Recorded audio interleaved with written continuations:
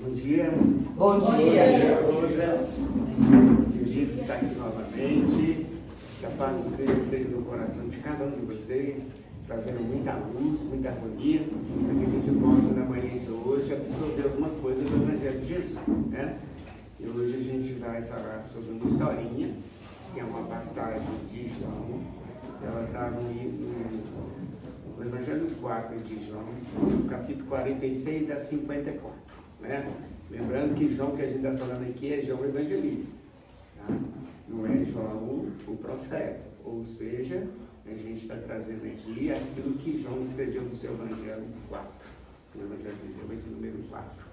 É uma historinha que passa lá na cidade de Caná, né? Caná da Galileia, onde Jesus pela segunda vez vai a essa cidade e coincidentemente o primeiro milagre, assim dizendo, de Jesus foi na cidade de Caná, que ele fez as bodas de Caná, transformando água em vinho, né? E dessa vez ele auxilia um oficial do rei, na época Herodes Antipas, que ele então traz o seu evangelho ali de João, trazendo isso para a gente, né? Então a gente vai tentar fazer tipo um miudinho, né? A cada capítulo, que é o 46 ao 5, do 44 ao 46, 56, a gente vai fazer umas paradas, introduzir alguma coisinha para robustar-se um pouco mais o nosso estudo de hoje, né? Que a gente consiga fazer esse estudo aqui com tranquilidade. Eu espero que vocês possam participar, porque o estudo do miudinho é assim, a cada palavra a gente não vai levar ao pé da letra, porque o tempo não daria, né? Mas a gente vai trazer aquilo que a gente vai comportar dentro dessa condição do Evangelho de João. Deixa eu buscar o texto. A gente traz isso. Tem 46 ao 54. A internet é muito bom, mas quando ela se nos dá umas travadinhas, gente, o negócio fica feio. A gente acha, procura, de vez em quando eles falam assim, não, agora não, tenha paciência, espera mais um pouquinho, daqui uns minutinhos eu te deixo falar.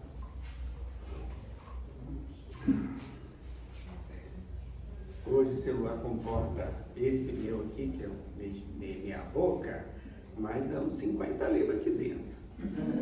Então a gente sai buscando as coisas aqui, de repente ele pula, você fala, não é que eu quero não, eu quero ser ali. Antigamente a gente escrevia, né? Trazia um papel, escrevia, hoje a gente passa lá no PowerPoint. Como a gente é das antigas, a gente não usa isso tudo, né?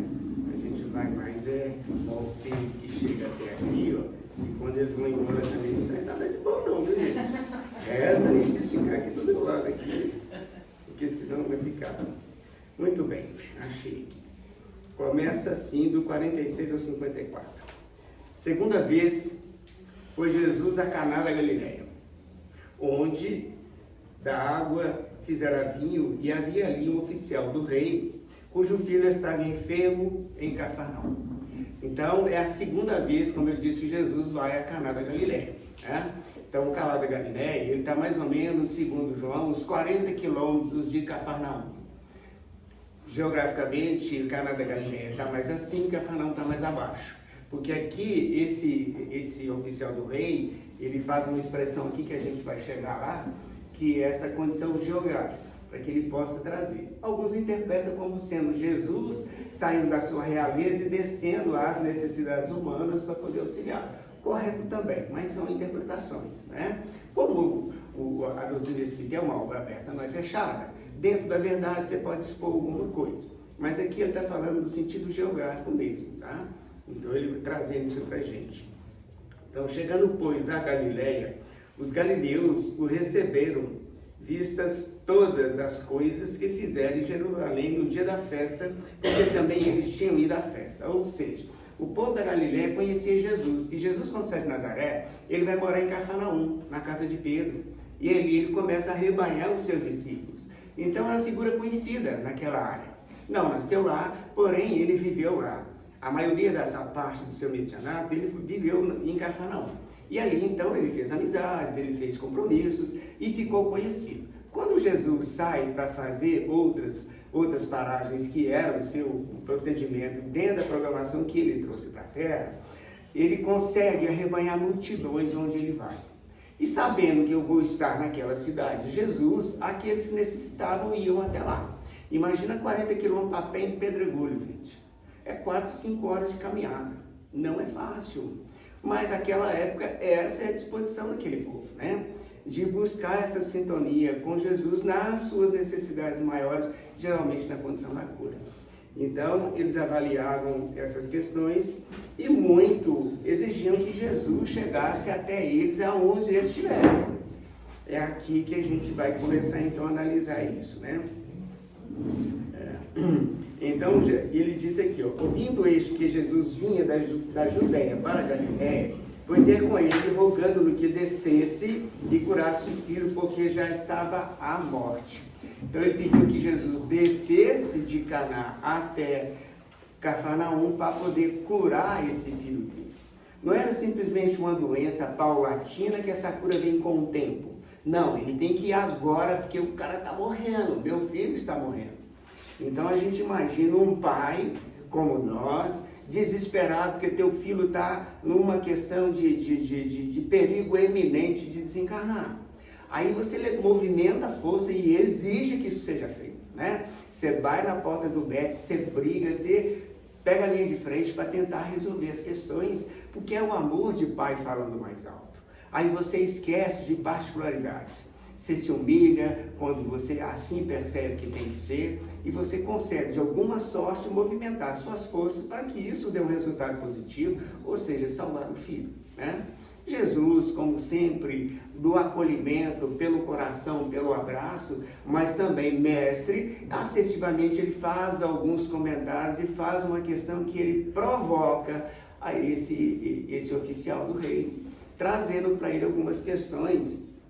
Ele vai dizer assim,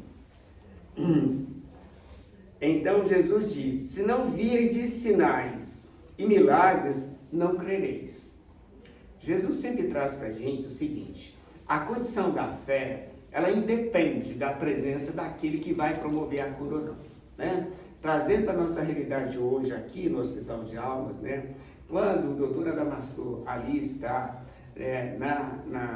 em conluio a nível mental, psicomental com Samuel, ele traz toda a condição de conhecimento de cada paciente e as suas necessidades reais.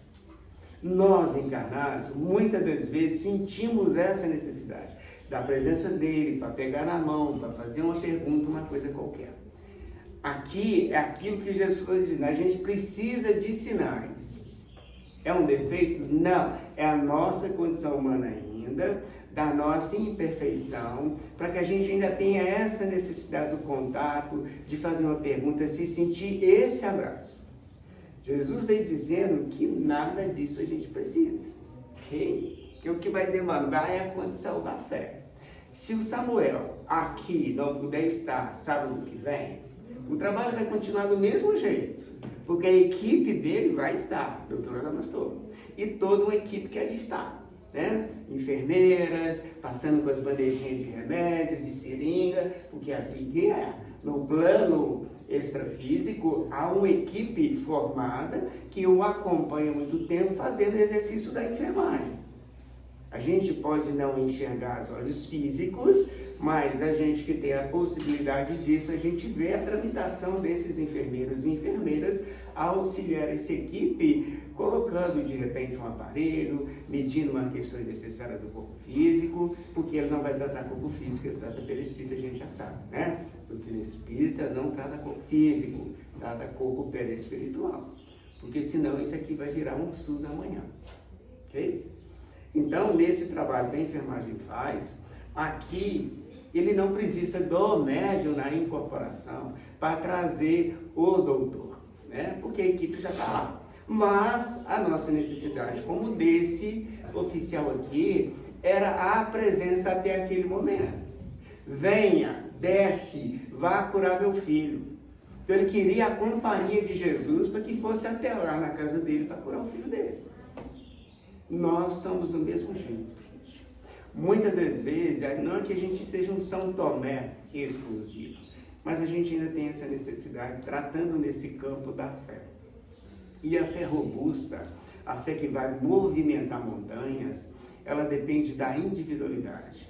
Que fé a gente não compra 300, 500 gramas, 2 quilos no supermercado. Fé é construção do ser. Né? Ele constrói a capacidade de acreditar sem ver. Isto é fé. Porque a fé vai fazer com que você vai trazer para dentro de si as potencialidades da sua parte divina que está instalada ali. Porque, como eu disse numa outra oportunidade aqui, conversando com vocês, nossa paternidade é Deus. A nossa paternidade, a gente acredita, é Deus. Se eu pegar o DNA de cada um de vocês aqui e levar para um laboratório espiritual, embaixo vai vir mãe, não, vai vir pai. A nossa paternidade é Deus. A nossa porção divina está em Deus e Deus está em nós. Já dizia Paulo, já não sou eu, mas é Deus que está em mim. Então, se a gente olhar que a nossa porção divina ainda é menor que a porção material, é assim que a gente está em prova de expiação, a nossa porção divina ela é muito pequena.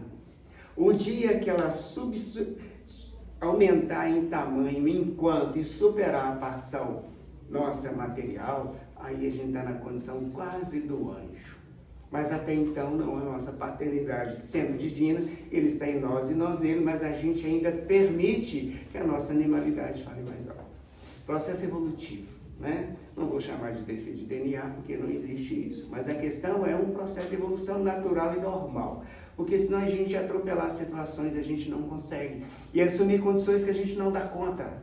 E a gente tem que assumir aquilo que a gente dá conta. Se eu dou conta de ir no hospital de almas hoje, eu vou com o coração pleno para poder ajudar e auxiliar. Se eu não posso e não consigo ir, se eu não vou, sem culpa, que a culpa vai te paralisar. A gente não vai pelo lado social da presença ou da presença física para que alguém ouça ou veja e ali fala, fulano foi, fulano está ali, ele é constante. Não se trata muito bem disso. Porque de repente eu estou na presença, mas estou num pensamento lá no jogo do Cruzeiro, mais tarde do Atlético também. Não é assim? Então a gente está de força, com fé, com instrumentação, para que eu seja esse instrumento para o bem. Se assim não for, gente, eu estou simplesmente mentindo a mim mesmo. E essas questões mais tarde vai trazer em mim algumas situações que eu vou continuar ferindo a lei de causa e efeito das oportunidades malversadas por mim que agora a vida me apresenta. E se eu não tiver a cuidado e intenção para isso, eu fico meio complicado. Quando ele começa a dizer essas questões, você não precisa enxergar, mas dizendo, na provocação, ele tem resposta, ele fala assim, descendo de longo, saíram-lhes ao encontro dos seus servos, ele anuncia dizendo, o teu filho vive. Porque quando ele percebeu que o pai, mesmo aceitando com humildade, que Jesus falou, se eu não vou, você não crê, ele começou a perceber isso, e falou, meu filho está à morte, ou seja, o pai ainda brigando, querendo que Jesus vá. Quando ele ouve que Jesus disse, você ou não, você não crê, ele cai em si, e vem uma crença imediata de percepção que Jesus tem autoridade. Ele reconhece a autoridade de Jesus, e dentro de si, ele começa a perceber, epa, ele pode resolver. Se eu vim até ele, porque ele já fez aqui enquanto encarnado conosco, tanto em Jerusalém, tanto lá em Caná, como também em Cafarnaum, ele já fez milagres. Então essa condição da autoridade de Jesus dada por Deus é que faz com que esse oficial comece a perceber que ele não precisa da presença física de Jesus. Então ele toma o caminho de volta. E tomando o caminho de volta, no meio do caminho, aqui fala o seguinte, e descendo ele logo, saíram de encontro os seus servos, eles anunciaram dizendo, o teu filho vive. Olha como essa questão de você acreditar que tudo vai resolver seu benefício, onde potencializa essa capacidade, quando você crê, ele sabia. Mas mesmo assim a parte humana dele ainda falava um pouquinho alto. Ele precisava saber se realmente foi aquilo que Jesus disse para ele. Aí ele pergunta assim, perguntou-lhes, pois, a que hora se achara melhor? E disseram-lhe, ontem às 7 horas a febre deixou. Entendeu, pois, o pai que era aquela hora, a mesma que Jesus lhe disse, o teu filho vive, e ele creu e toda a sua casa. Então ele quis ainda confrontar, perceber se aquele milagre realmente foi que hora que aconteceu. Às 7 horas, aquilo de 7 horas poderia ser qualquer hora. Exatamente a hora que Jesus, no interlocutando com ele, disse, teu filho vive. Então, naquele momento, ele falou, opa, aí ele crê, agora a crença já é aquela fé robusta. E toda a sua casa, toda a sua família, todo o seu ser, passam a acreditar naquela potência e naquela autoridade divina. Porque Jesus tinha autoridade. Né? O legado de Deus para Jesus era exatamente a condição dele trazer para a humanidade a capacidade do domínio de todos os reinos, mineral, vegetal, animal, nominal, trazendo a condição de cura, trazendo a condição de equilíbrio, lembrando daquela passagem de Pedro que no testemunho da fé deixa fica um pouco, como eu posso dizer, não acreditando na potencialidade da voz de Jesus, onde ele disse, caminha até a mim sobre as águas, e Pedro duvidando afunda naquele barco, não é assim? E Jesus, naquele momento que vem tempestade, ele fala, acalma-te vento, acalma-te mar. É o poder que Jesus tinha de resolver, que continua até hoje. Tem uma questão que eu vou trazer aqui para a gente intercalar, está lá no livro, vou buscar ele aqui agora de novo, eu tive que sair dele, vou buscar de novo lá. E ele traz para a gente uma questão que é como é que eu posso dizer? Da providência divina para nós outros, fortalecendo esse princípio da fé como sendo uma necessidade maior que a gente teria. Ele está no livro, deixa eu ver se eu não falo aqui.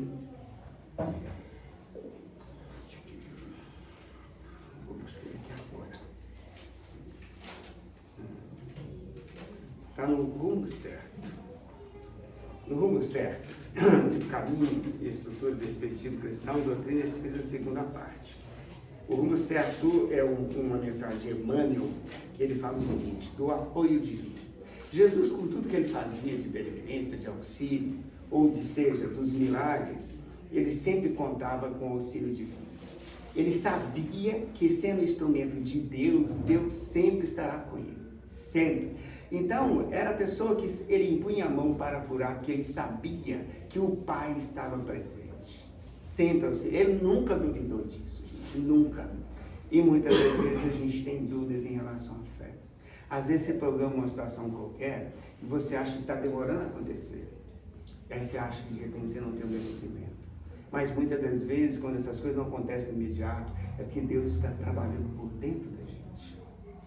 Trabalhando a paciência, né? Trabalhando as questões da nossa individualidade, no desespero, para que a gente possa ter paciência e calma, apacentar o coração, permitir que Deus haja sobre nós.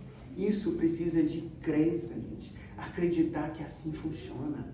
Que o nosso desespero em nada vai contribuir para a nossa melhora. Porque as situações onde a saúde nos obriga a procurar auxílio, muitas das vezes é só o anteparo divino para nos auxiliar a suportar o momento. Porque a cura não é para mim. Muitas das vezes não é para essa encarnação. Muitas das vezes é uma limpeza perispiritual apenas. Mas a fortaleza de Jesus vai trazer exatamente o que? A fé. A acomodação em nós de apacentar o coração.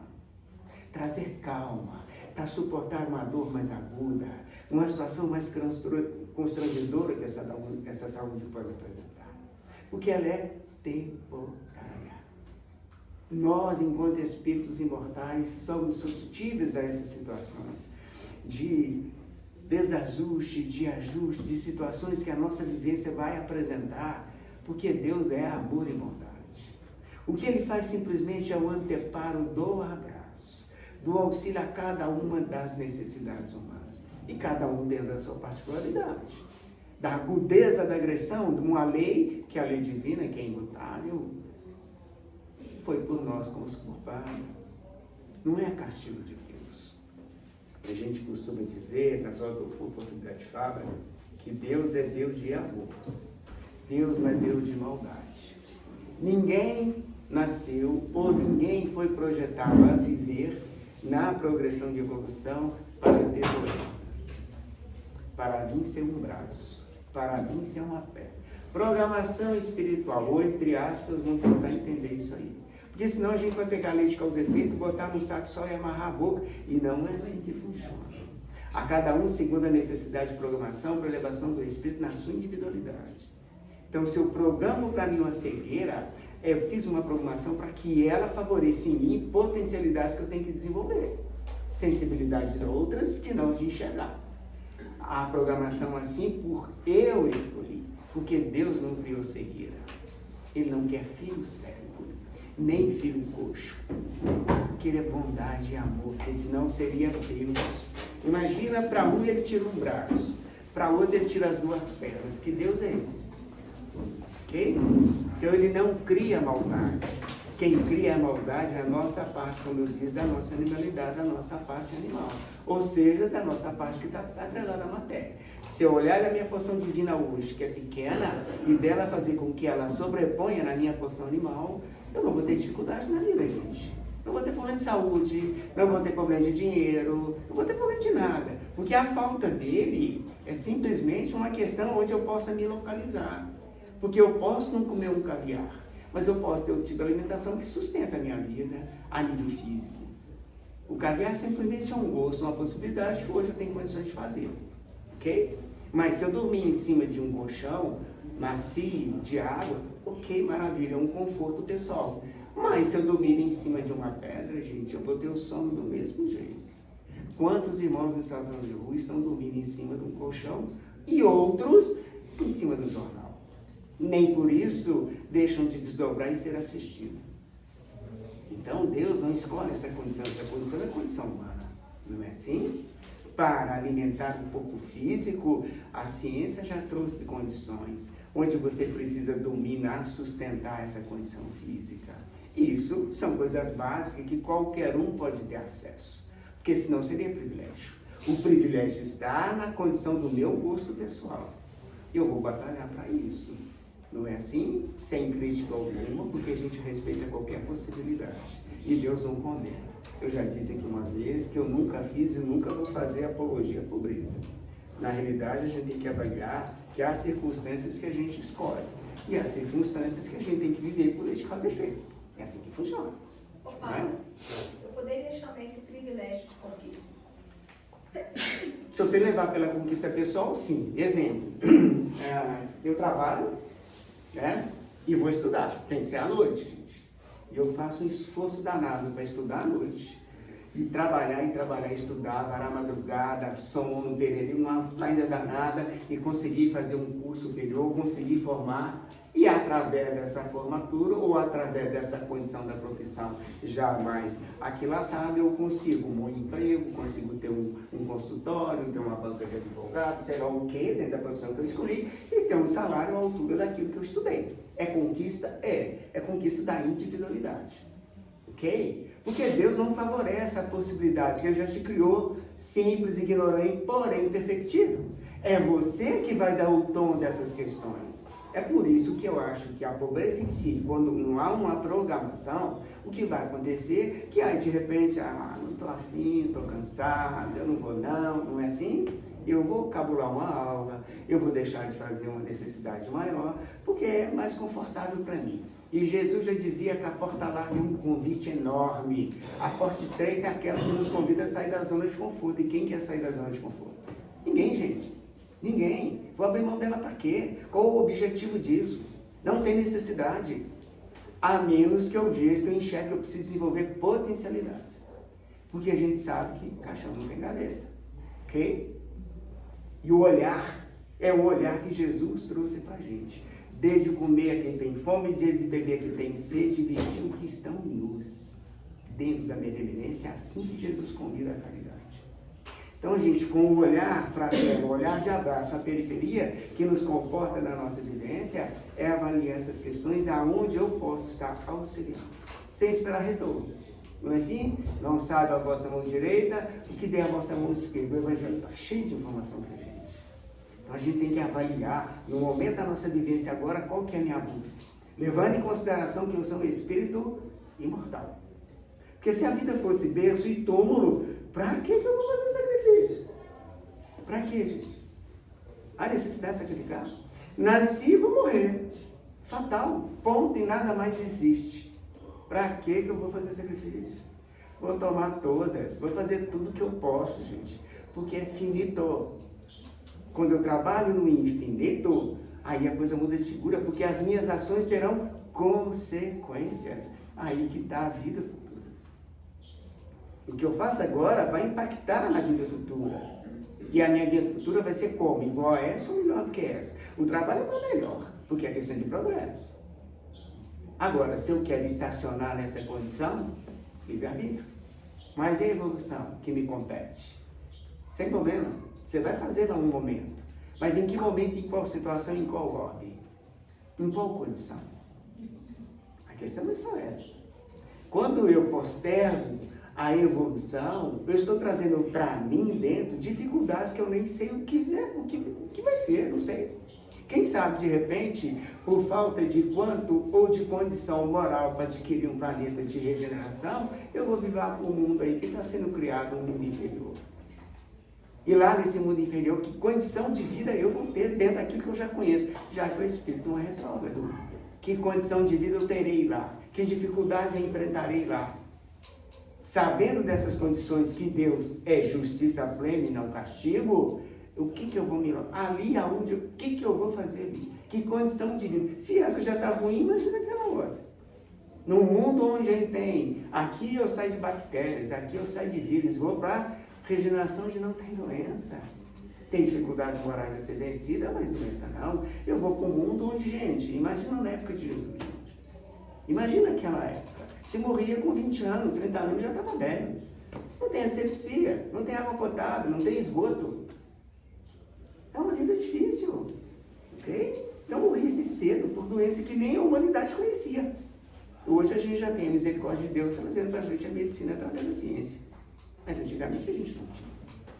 Então a questão da evolução é onde eu me localizo dentro daquilo que eu fiz. Já que é justiça e não é castigo, eu tenho que melhorar a condição de hoje, percebendo que a vida continua. Mas se eu não tiver essa visão, estou nem aí, meu. Sai daqui agora e vou para o campo de futebol, vou fazer o que eu posso fazer, aproveitar a vida que me resta. E muita da gente, muitos de nós ainda estão nessa fase, aproveitar a vida. Não é assim que a gente usa? Vou aproveitar, vou aposentar, vou aproveitar a vida. Fazer, viajar, conhecer o mundo, tudo que eu fiz, justo, gente, trabalhou para isso, fez poupança para isso, ok, nada contra. Mas você está olhando só o lado material da sua porção animal. E a porção divina ficou aonde? Você é espírito imortal, criado para ser anjo. Quando você vai despertar? Já dizia, acorda tu que dormes. A dor tem a função de despertar. Sim, a dor é evolução. Porque a dor, ela nos impulsiona para a evolução. Tem uma historinha que eu já contei aqui, né? Aquele cara que estava numa viagem, para num posto de gasolina, para encher o tanque do carro, já estava mais ou menos baixando perto da reserva, ele tinha ainda mais 600 km pela frente. Vou abastecer. Parando perto da bomba, ele vê um cachorro lá agonizando com uma tábua pregada aqui do lado da costela dele. Aquilo me incomodou, ele foi para o banheiro do cachorro lá gemendo. E incomodado, na volta que ele sai do banheiro, ele perguntou para o frentista, por que você não tira a tábua desse cachorro? Ele está chorando aí, com um prego enfiado aí. Aí o frentista fica, isso aí é o que ele suporta. Ou seja, gente, muitas das vezes, a dor que nos atinge, a gente tanto convive com essa dor, que ela já não incomoda mais. Né? A dor ela vem para fazer um movimento de mudança, mas muitas das vezes a dor, a vida está ruim, tá bom assim. Eu vejo, pela convivência, né, semanal com esses irmãos de Santão de Rua, que muitos incomodam com Deus. E usam mal o verbo e dizem, Deus quis assim, assim será. Você não é assim, ele não quis assim, não deve ser assim, mas a acomodação da dor, da dificuldade da vivência em situação de rua é tal que você começa a fazer daquilo uma vida comum e normal e traz aquilo como uma questão sua. É assim, fazer o quê? Me criar assim, me julgar na rua. Tá bom, Deus é mais, Deus ampara. Opa! Uma acomodação. É a dor do cachorro. Porque aquela dor é suportável ainda. A dor que a Gina está trazendo, hein? É a zona de conforto que a gente A não zona quer de sair. conforto. Quando essa dor evolução, aquela dor que eu dá o start que eu preciso mudar. Eu não nasci assim, não fui criado assim, eu preciso mudar. Porque eu sei que lá à frente as questões virão novamente. Aí você procura situações aliviar. É a dor que te impulsiona a movimento, você já está cansado dessa situação. É aquele cara que ele tem vício do tabagismo, chega uma hora que o médico falou, você para de fumar, você morre, um dos dois. Opa! Aí ameaçado da morte, de repente ele consegue parar de fumar, de beber e outros vícios. A dor te convidando, ó, para, né? Faça isso. Então é um movimento normal para a gente poder fazer. Eu trouxe aqui o apoio divino. Olha que interessante, a gente vai ligar e fazer um ponto de ligação com o João 4, 46, 54, que a gente estava vendo. Seja onde seja, recorda que Deus está sempre em nós e agindo por nós. Ok? Quando esse oficial pede a Jesus, desça e cura o meu filho, que ele está morrendo, é Deus agindo nele, mesmo ele não percebendo. É a parte divina rogando misericórdia. Jesus, com toda a potência que ele tem, autoridade, então ele diz, vá, teu filho está vivo, seu filho vive, não está curado, vive. Porque aqui não foi questão de doença, que eu não falo em qual doença que ele tinha. Ele está na iminência de morte. Aí o termo foi, teu filho vive, não teu filho está curado. A cura, como eu disse, situações de doença que não são para curar. São para estabilizar o espírito, para que na limpeza de perispírito, na outra oportunidade encarnatória, ele vence aquele problema da doença. Porque ele passou por essa prova na limpeza que o corpo, uma esponja, puxou. Já que doença não existe. Ok, gente? Não existe. A gente, enquanto espírita, tem que acreditar nessa condição e nessa afirmativa. Por mais que o ouvido estranhe a afirmativa que doença não existe. A doença existe, que a gente sabe, está aí, né? A Organização Mundial da Saúde está achando todas as doenças, esclarecendo todas as doenças e qualificando as doenças.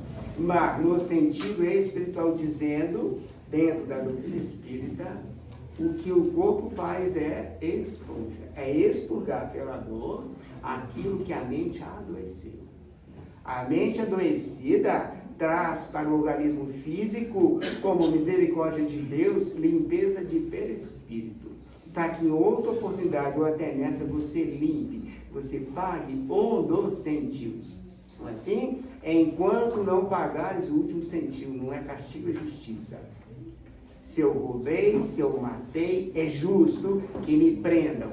É justo que me tolhe a liberdade, porque assim é a lei humana. A lei de Deus é diferente. Você vai pagar nas circunstâncias que você der conta. Mas vai pagar. Porque a justiça de Deus vai te achar onde você estiver. Aonde você estiver. A cada agressão da lei é necessária uma reparação. Porque Deus é amor e misericórdia. E Ele quer justiça com os seus filhos. Ele não quer castigo. Aí Ele vai te dar justiça no momento que você consegue carregar e suportar a dor. Senão Jesus não dizia, não põe fardo pesado em cima de um dos frágeis. Ele não põe. Se Ele te deu uma dor que você dá conta, aí movimentação de fé. Movimentação de aceitação. Aí você consegue tramitar pela doença e pela dor com mais facilidade. Ainda vai te constranger? Vai. Mas você suporta. Porque tem isso aqui. Amparo e apoio divino. Não tem como ser diferente. Continuando a mensagem de Emmanuel.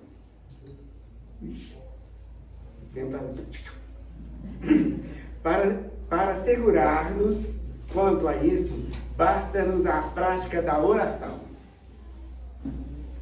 Mesmo ligeira ou inarticulada, que devolverá em nós outros, a convicção da presença divina em todas as faixas da existência. Basta levantar o olhar e fazer uma prece. Por mais simples que seja, estou aqui, Deus, auxilia-me na minha necessidade. É uma prece, é uma rogativa. E ele vai sempre. Me lembro uma passagem que me emociona muito. Nem gosto de tocar. Porque é de uma profundeza, gente, de um tamanho difícil. Mas vamos falar. Força. É assim. Sabe aquela passagem de Jesus?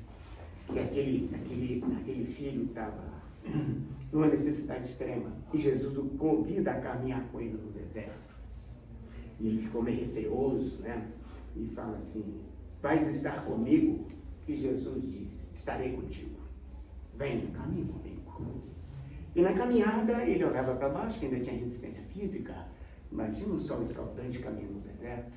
E ele olhava e via 2 pegadas. Opa, o outro está comigo, né? Vamos continuar. Chega uma hora, que ele não sabe precisar como, ele olha para baixo e vê 1 pegada apenas. Na porção animal, ele fala e reclama. Você me enganou. Por quê? Disse Jesus. E olho para o chão, só vejo a minha pegada. E Jesus responde para ele. Você vê a minha pegada. Porque enquanto estavas cansado, eu te carreguei no colo. Se você parar para pensar, é assim. Nas nossas necessidades, Deus está presente. Ele não nos aparta de seus filhos. Nunca. Nós, por evolução, nós, da imperfeição, da necessidade material, a gente esquece que Deus é amor. Ele não prejudica seus filhos. Ele continua. Respira. Certamente, a prece não fará seguida de demonstrações espetaculares, nem de transformações externas imprevistas. É o caso do nosso amigo lá que rogou a Jesus, né? Pensa, todavia, no amparo de Deus e em todos os episódios da estrada, senti-lo-ás contigo no silêncio do coração. Tem fortaleza da fé, né? Sabendo aqui dentro do peito que você não está sozinho, que Deus é maior. E é o único, gente. Não tem outro Deus, é um só. Ok? É um só. Os obstáculos de ordem material, esse apoio não chegará na obtenção de dinheiro fácil, que te salva os compromissos, mas na força para trabalhar, a fim de que os recursos necessários te venham às mãos. É por isso que eu não faço apologia da pobreza. Porque Deus distribui as coisas com equidade. Ele não privilegia filhos. Ele dá fortaleza para que o filho busque as necessidades. Agora, se na acomodação, né, eu não vou buscar, no ócio para mim ainda é melhor, assim eu ficarei. Enquanto o outro caminha e faça aquilo que a irmã perguntou, como diz o outro, a questão do merecimento, não é assim? Não é segundo as suas obras? E que obra que eu estou fazendo? Dedicando, trabalhando, estudando, sacrificando horas, sacrificando prazer, lazer. Todo estudante sabe disso na época do vestibular. Não é assim? Não tem mais festinha, não tem mais saída, não tem rolezinho. Estuda, porque o funil é estreito, ele precisa passar. A vida nossa, enquanto encarnado, gente, é a mesma coisa. Há um funil espiritual nos fazendo com que a gente chega do outro lado da mansitude de Deus, como fomos criados à sua imagem e semelhança. Perfeito. Mas para isso exige uma caminhada. Exige para isso meritocracia. Senão a gente não vai conseguir, porque Deus é justiça. Nas horas de dúvida, não te verás em formas verbais diretas que te anule o livre-arbítrio, e sim na inspiração exata que te ajude a tornar as decisões indispensáveis à paz da própria consciência. Roga pela prece auxílio. Nós temos anjo da guarda, o cara que assumiu o compromisso quando nós descemos à terra, a nos acompanhar durante a nossa encarnação, e tem alguns até depois da encarnação, para que ele possa soprar em nossos ouvidos as questões das assertividades que a gente tem que tomar nas decisões que o livre-arbítrio nos compete. Mas muitas das vezes a gente fecha o ouvido e não ouve essas mensagens, né? Mas ele afasta, sim, porque ele não está aqui para passar a mão, como passar pano, né? Nas nossas incoerências. Mas simplesmente no momento que você centra de novo as suas necessidades e obrigações, ele se aproxima novamente, que é um compromisso que ele fez. Nós temos um anjo da guarda, gente. Peça por ele. Antes de começar esse estudo, sentadinho ali, eu pedi o meu. Ajuda aí, cara, não sai perto não. Porque senão eu tô full. Né? Acho que full pode falar em casa espiritual. Não pode pensar. Não pode.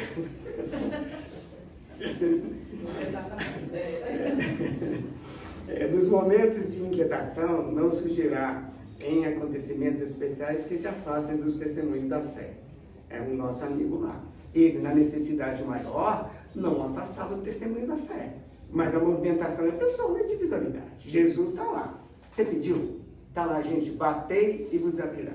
Pedi e obtereis. Não é assim? Mas ele espera que você faça o movimento de bater e de pedir. Se eu não peço, como é que fica? Se eu não caminho até o hospital de alma para que eu seja aliviado, eu tenho a situação da minha cura a nível de saúde física resolvida, quem vai resolver? Eu tenho que caminhar, eu tenho que ir até lá. Ah, mas é muito cedo, é muito longe. São obstáculos que a vida vai te exigir. E daí? É assim que é. O universo conspira a teu favor, mas o universo quer de volta. Equilíbrio. Não agressão. É assim que a vida é, assim que a vida funciona. Porque senão vai ficar muito fácil, né? E nada vem de graça para nós, não, gente. Nada. Nos momentos de inquietação não surgirá em acontecimentos especiais, voltando a dizer isso, para fortalecer a fé em nós, que já fato os testemunhos da fé, mas percebê-las contigo em forma de segurança e bom ânimo.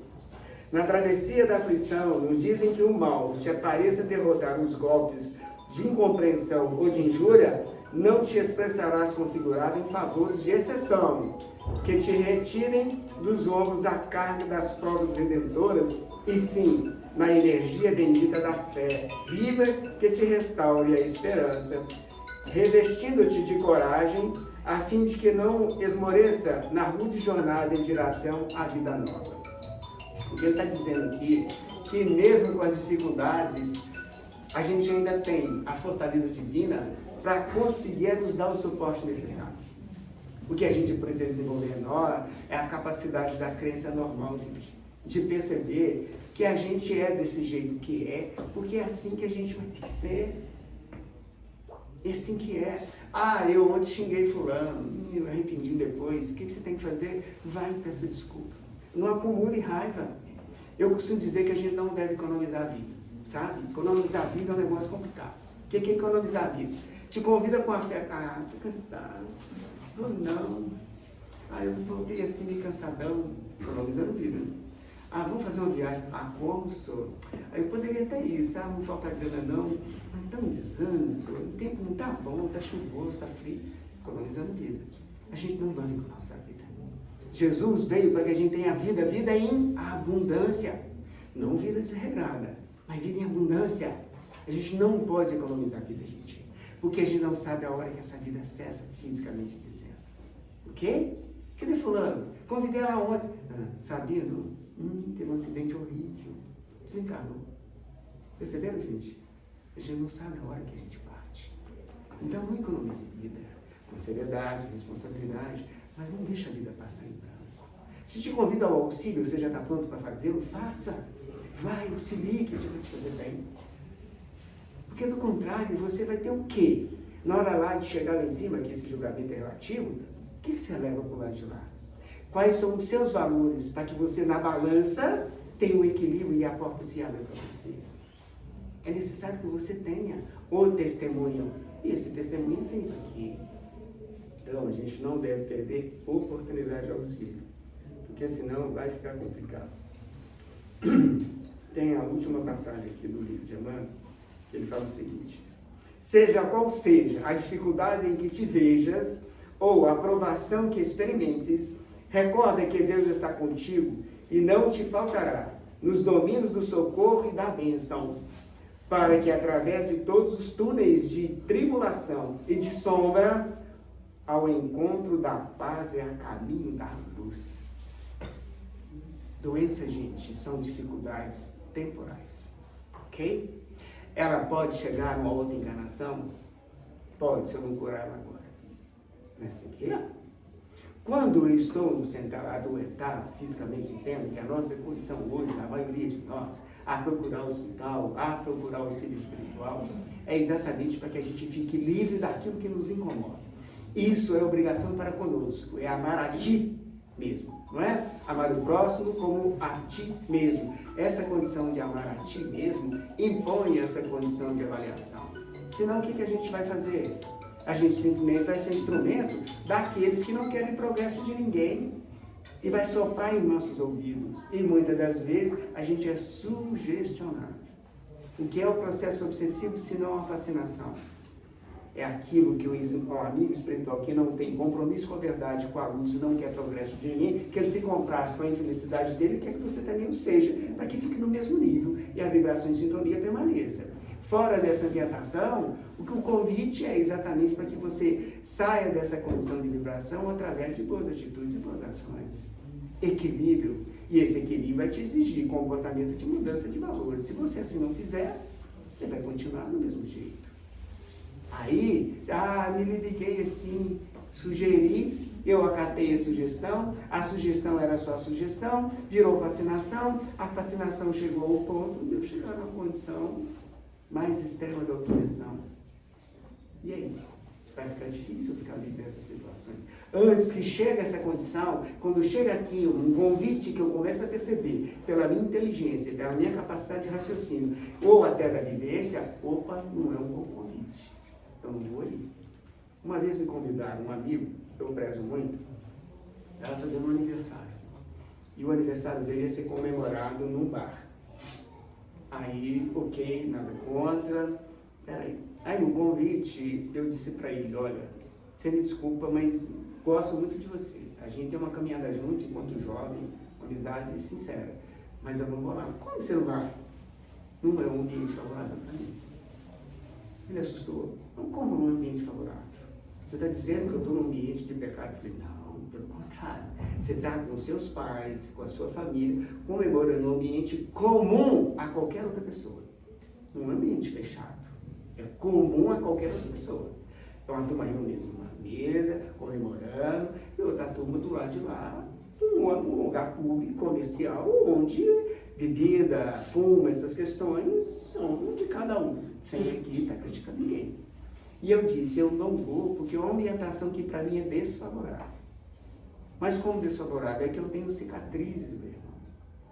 Ele sabia que eu sou espírito, eu tenho cicatrizes, sim. Eu já frequentei essa ambientação, sabe? E como eu não tenho controle, hoje eu tenho, graças a Deus, elas podem se abrirem. Aí, na hora que eu pisar na porta, vai vir uma vozinha assim, entra aí, não, meu irmão, vai dar ruim, sabe? Porque, gente, do lado daqueles que ainda mantêm o vício, tem N irmãos, com necessidades ainda desse vício, uma vez que já não tem corpo de carne. Mas ambientado na matéria ainda e preso a ela, vão sentir o hábito da bebida, vão sentir esse êxtase das condições verbalizadas ali no campo da sexualidade, qualquer assunto que possa ter.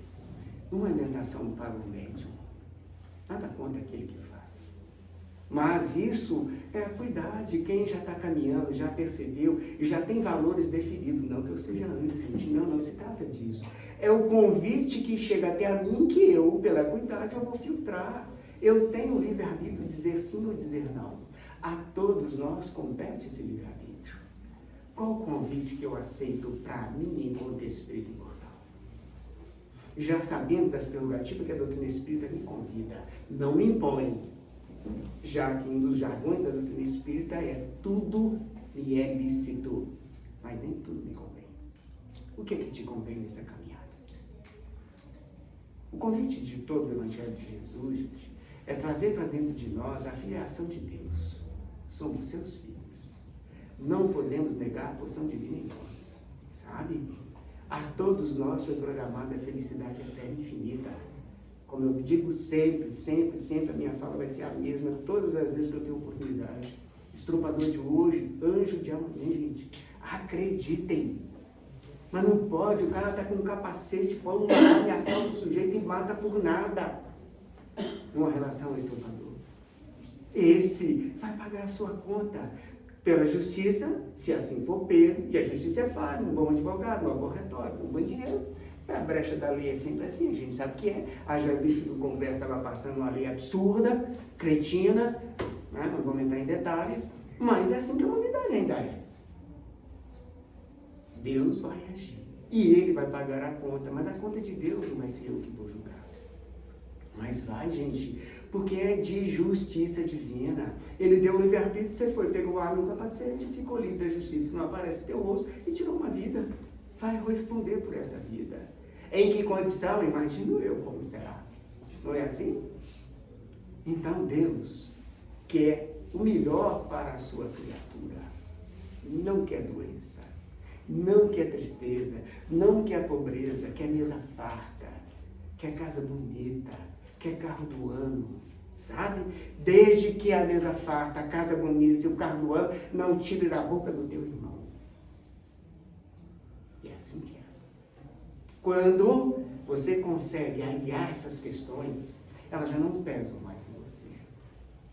Sabe? Você não tenta tirar o teu imposto de renda. Porque você acha justo a cobrança. Por mais esdrúxula que ela seja, mas acha justa. Então, gente, a gente tem que tramitar na vida percebendo que há justiça em tudo, porque Deus está permitindo acontecimento. Estava conversando com o Toninho ali fora, que muitas das vezes a gente tem questões que a gente fica apavorado. Como é que eu vou auxiliar? Como é que eu vou resolver isso? Tanta coisa nesse mundo errado acontecendo. Onde isso vai acabar? O que eu fiz para merecer tudo isso? Não é assim? E a gente olha que Deus é que gerencia a humanidade. Ele que é o gestor de toda a vida. E Ele sabe aonde vai desaguar tudo isso, porque ainda é necessário. O mal ainda é necessário. Ainda é necessário estrupo, ainda é necessário isso. Por mais que dou os ouvidos, gente. A humanidade só caminha através da dor. Cristo já disse nessa passagem do nosso irmão. Se não creres, se não estiver junto, você não vai perceber, você não vai acreditar. E o convite é da aceitação, da crença pela crença pura que Deus é amor. Toda dificuldade é programação. Dentro daquilo que eu plantei, mas é programação. Então não olhe a tua doença como se fosse castigo divino. Agradeça a Deus por ela, porque através dela você vai, como diz a Regina, evoluir. É através da dor, gente, que a gente vai conseguir purificar o espírito que precisa de clarezas mais assertivas. É assim que vai funcionar para nós. Pelo menos aqueles que acreditam na doutrina espírita. Porque senão a gente estava numa relação, sem fazer crítica, algumas religiões de matrizes positivas, que tem a relação com Deus de castigo e recompensa. Você me dá isso, eu te dou aquilo. Né? Vou subir a escada de joelho e você me dá aquilo. Da promessa da vela queimada. Não há troca. A introspecção que Deus é você. Sois Deus, tudo que eu faço podeis fazer e muito mais, já dizia Jesus. É assim que é, gente. Quando essa porção divina vai falar mais alto em nós, aí são questões da individualidade de cada um. Mas o quanto antes, o quanto melhor. Para a saúde e para o bem-estar. E para a grandeza espiritual que está reservada a nós. Porque é assim que a vida vai nos apresentar. Meritocracia. A cada um segundo as suas obras. E assim é dando que se recebe. E é perdoando que se é perdoado. É via de mão dupla. Não existe mão única. É mão dupla. E nessa questão da mão dupla, a gente vai... Deixa eu estourar o tempo. Eu tinha mais uma coisinha para falar aqui. Está lá no livro de Emmanuel também, sabe? Deixa para depois.